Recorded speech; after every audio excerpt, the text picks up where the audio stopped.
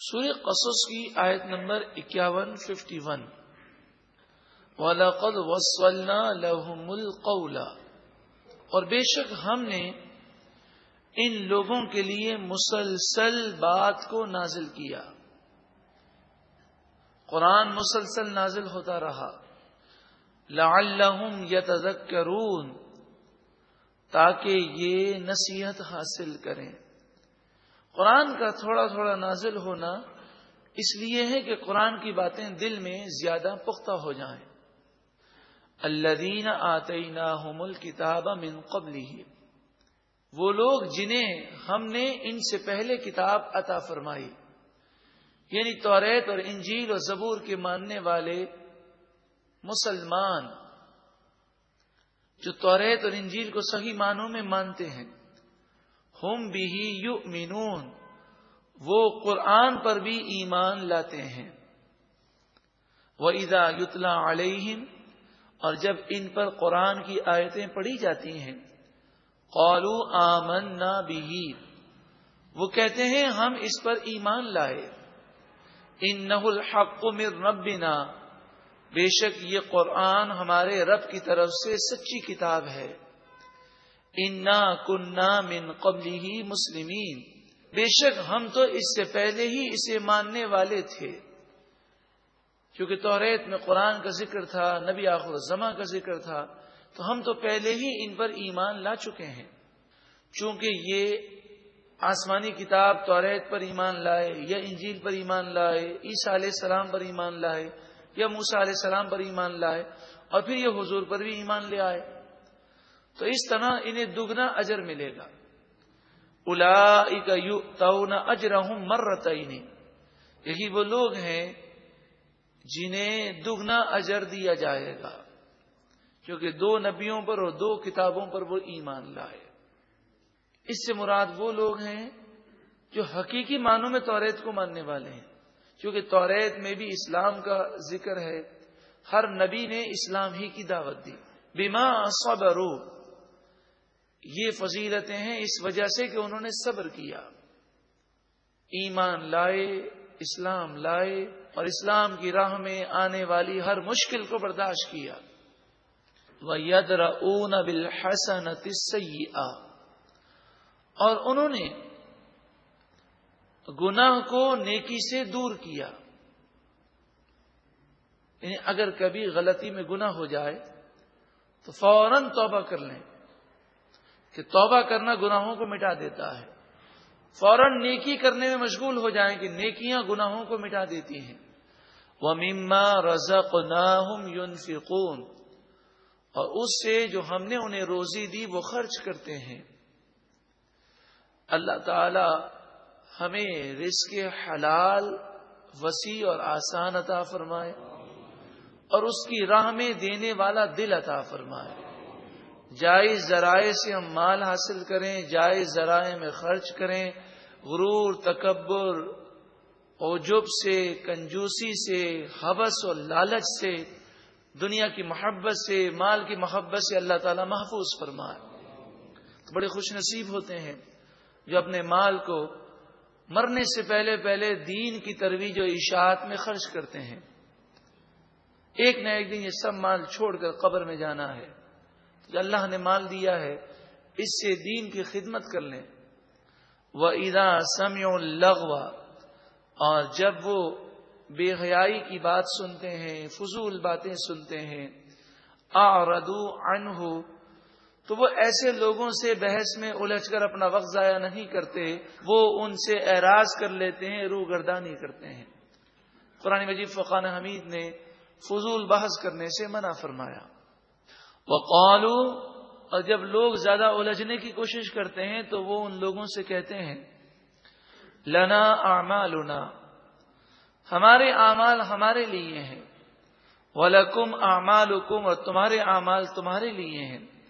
سلام علیکم، تم پر سلامتی ہو، یعنی اللہ تعالیٰ تمہیں ہدایت عطا فرمائے.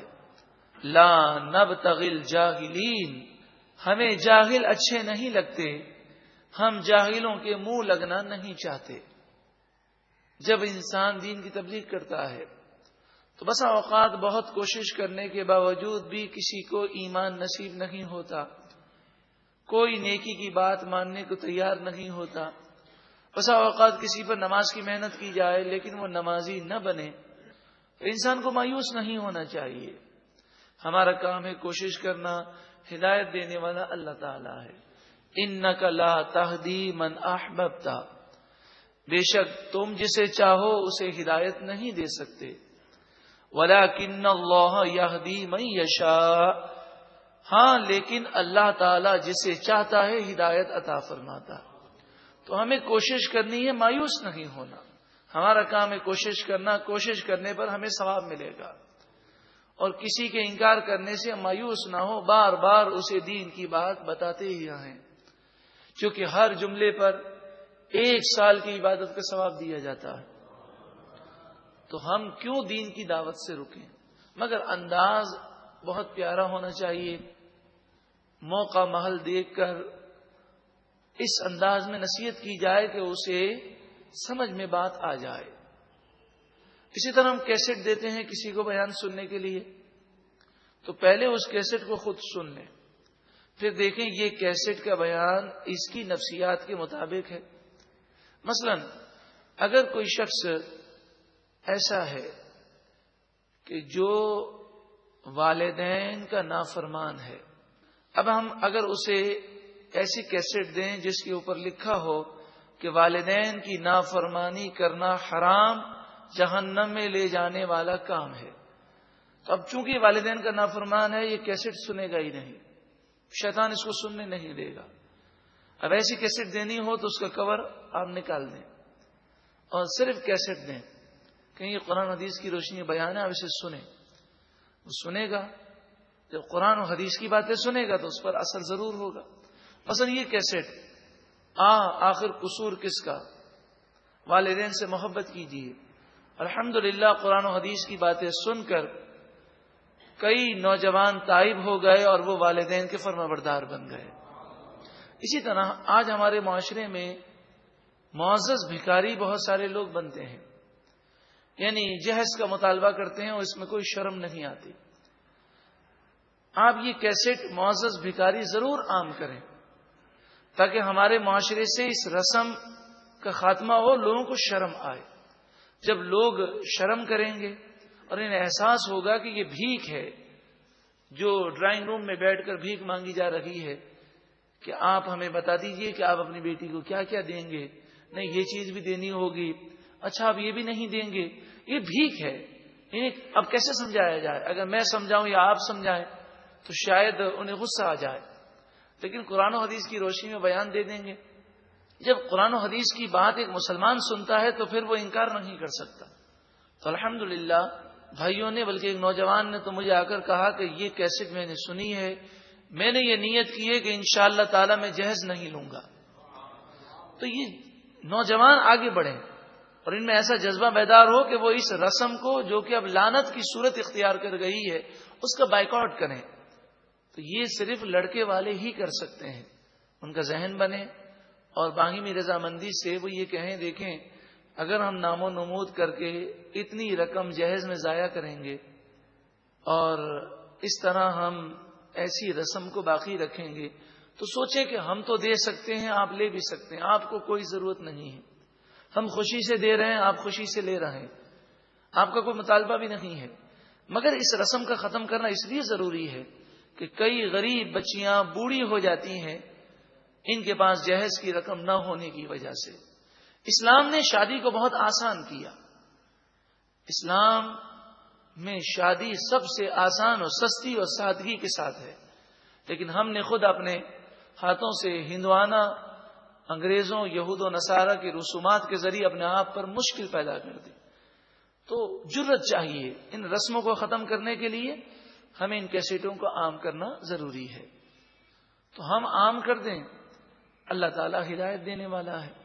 اور اگر کوئی کیسٹ سن کر یا ہماری نصیحتیں سن کر پھر بھی وہ ہدایت پر نہ آئے تو ہم مایوس نہ ہوں، جس کے نصیب میں ہدایت ہوگی اللہ تعالیٰ اسے ہدایت عطا فرمائے گا، اور جن کے دل گناہ کر کر کے سخت ہو گئے یا ان کے دل مردہ ہو گئے تو مردہ زمین پر پتھریلی زمین پر جتنی بھی بارش برسے وہاں پر کھیت اور باغات نہیں اگتے. وَهُوَ أَعْلَمُ بِالْمُهْتَدِينَ، اور وہ اللہ تعالی ہدایت یافتہ لوگوں کو خوب جانتا ہے. وَقَالُوا، اور وہ بولے، إِن نَتَّبِعِ الْهُدَى مَعَكَ، اگر ہم آپ کے ساتھ ہدایت کی پیروی کریں، یعنی اگر ہم اسلام لے آئیں، نُتَخَطَّفْ مِنْ أَرْضِنَا، تو ہمیں زمین سے اچک کر باہر پھینک دیا جائے. مراد یہ ہے کہ ہم زمین سے اچک کر باہر پھینک دیے جائیں گے. اس سے مراد یہ ہے کہ اگر ہم اسلام لائیں گے تو ہمارا خاندان بائیکاٹ کر دے گا، ہم مکے میں نہیں رہ سکیں گے. آج بھی کئی کافر ایسے ہیں جو اسلام سے متاثر ہیں. خود بعض کافروں کو ہم نے اسلام کی دعوت دی تو یہ کہنے پر مجبور ہیں کہ کہتے ہیں جی اسلام تو بہت پیارا مذہب ہے، دل چاہتا ہے قبول کر لیں، مگر ہمارا معاشرہ، ہمارا خاندان ہمارا بائیکاٹ کر دے گا. فرمایا اولم نمکن لہم حرما آمنا، کیا ہم نے ان کے لیے حرم کو امن کی جگہ نہ بنایا؟ حرم کو امن کی جگہ اللہ نے بنایا. تو اے کفار مکہ، تم اللہ تعالی کی قدرت پر ایمان کیوں نہیں رکھتے کہ جب تم کافر ہو پھر بھی اللہ تعالی نے تمہیں امن دیا ہے؟ اگر تم مکے میں رہتے ہوئے ایمان لے آؤ گے تو کیا تمہاری اللہ تعالیٰ مدد نہیں کرے گا؟ یجبا الیہ ثمرات کل شیء رزقا من لدنا، ان کی طرف ہر قسم کے پھل کھانے کے لیے لائے جاتے ہیں. مکے میں اس دور میں بھی ہر قسم کے پھل اور اناج اور غلہ موجود ہوتا. من لدنا، یہ ہماری طرف سے ان پر رحمت ہے. وَلَٰكِنَّ أَكْثَرَهُمْ لَا يَعْلَمُونَ، ہاں لیکن ان میں سے اکثر لوگ جانتے نہیں ہیں کہ حقیقی طور پر امن دینے والا اللہ تعالی ہے. تو جب اللہ کے فرمانبردار ہو جائیں گے تو غیب سے ان کی مدد کی جائے گی.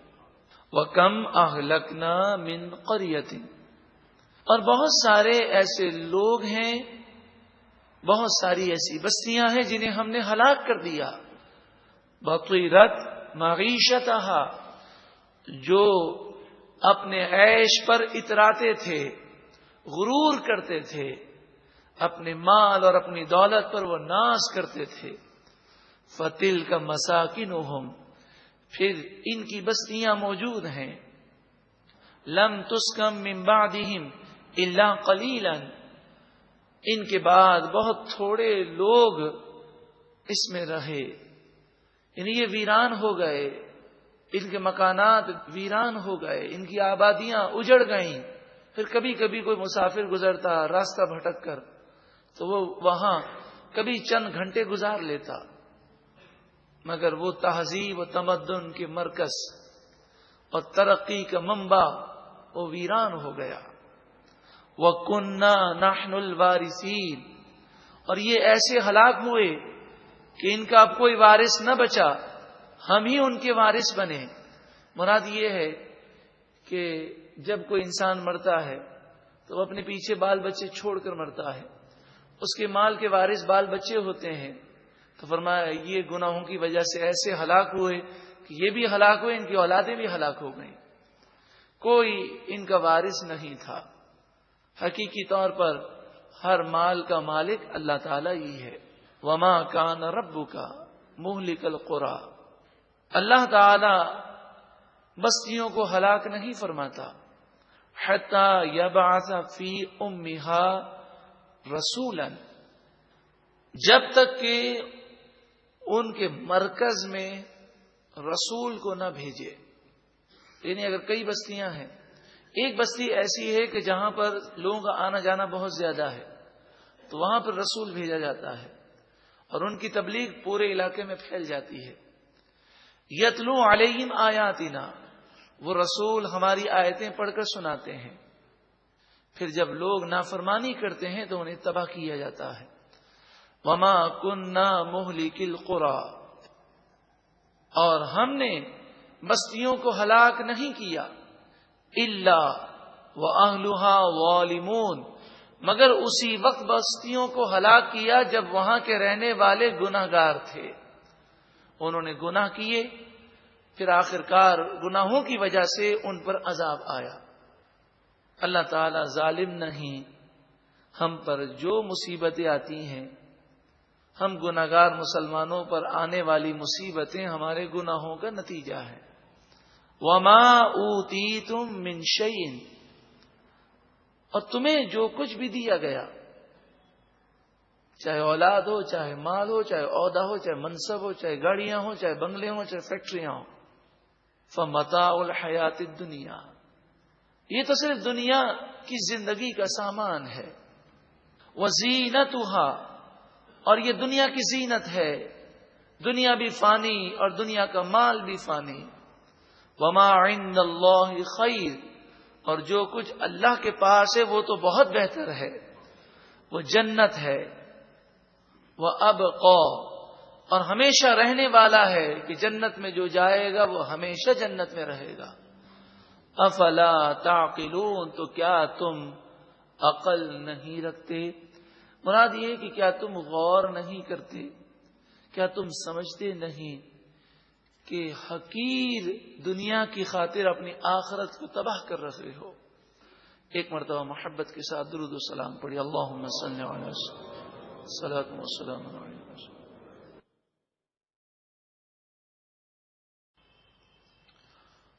سورہ قصص کی آیت نمبر 51 وَلَقَدْ وَصَّلْنَا لَهُمُ الْقَوْلَ، اور بے شک ہم نے ان لوگوں کے لیے مسلسل بات کو نازل کیا. قرآن مسلسل نازل ہوتا رہا. لَعَلَّهُمْ يَتَذَكَّرُونَ، تاکہ یہ نصیحت حاصل کریں. قرآن کا تھوڑا تھوڑا نازل ہونا اس لیے ہے کہ قرآن کی باتیں دل میں زیادہ پختہ ہو جائیں.